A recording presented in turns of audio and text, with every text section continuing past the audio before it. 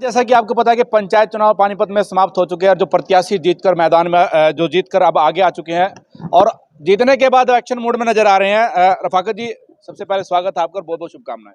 बहुत बहुत शुभकामनाएं, क्योंकि पंचायत चुनाव हम लोग जीते हैं। आज तीनों गांव के हम सरपंच, पत्थरगढ़, जलालपुर सेकिन और मैं रफाकत हसन गढ़ी बेसिक से आज हम अपने सांसद, माननीय सांसद जी के पास आए थे। और क्योंकि हम लोग सब चुनाव जीते हैं तो सभी गांव वासियों की तरफ से मुबारकबाद लेके आए थे। और सबसे मेन काम हमारा यहाँ जो पानीपत से गांव में गाड़ियाँ जाती थी, बसें, उनके रूट कम थे, तो सभी सरपंचों ने तय किया कि इनके रूट बढ़ाए जाए। और एमपी साहब ने तभी रोडवेज जीएम को फ़ोन करके उन गाँव के 2 रूट से 5 रूट का उन्होंने ओके कर दिया और जीएम रोडवेज ने उसकी अप्रूवल कर दी। और अब ऐसे ही ऐसे आगे आगे और भी जो विकास है, एमपी साहब ने कहा है कि पूरा रोड मैप बना लीजिए और जो भी विकास के काम होंगे हर तरह से हम काम करेंगे।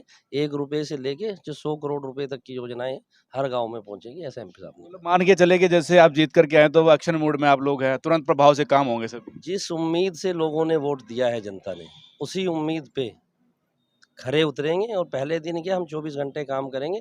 और हम जिस दिन जीते थे उसी दिन से एक्शन मोड में थे और अब एक्शन शुरू हो चुका है। पहला काम आज से शुरू हो गया और अब आगे देखिए क्या होता है। आप बता दीजिए, क्योंकि आप उम्र दराज है और सबसे यंगेस्ट लग रहे हैं अभी, इतनी एनर्जी कहाँ से? और बताया जा रहा है जलालपुर से आप कई बार सरपंच चुने जा चुके मैं 70 से और अब तक 8 प्लान पहले रह चुका।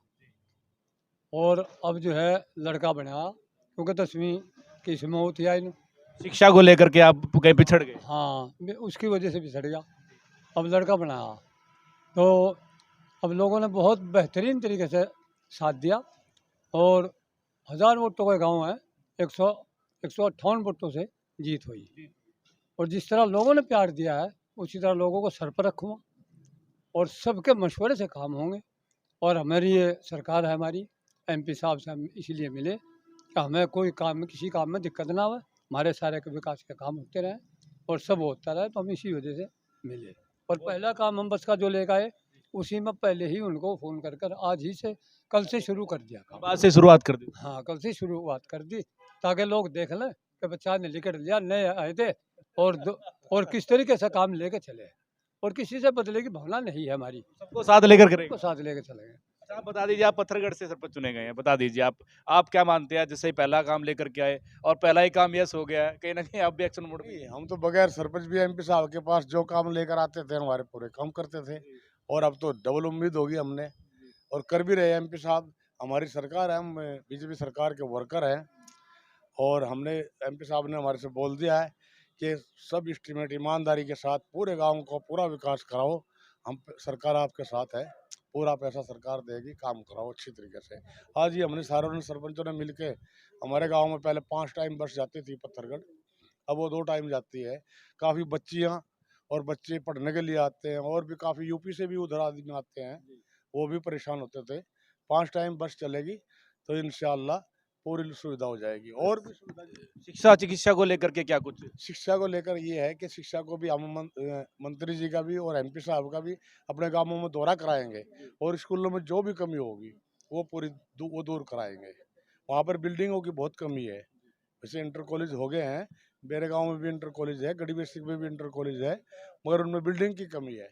वो बिल्डिंग हम एमपी साहब से रिक्वेस्ट करके, कौरपाल मंत्री जी हैं, शिक्षा मंत्री जी, उनसे रिक्वेस्ट करके उनके प्रोग्राम कराएंगे।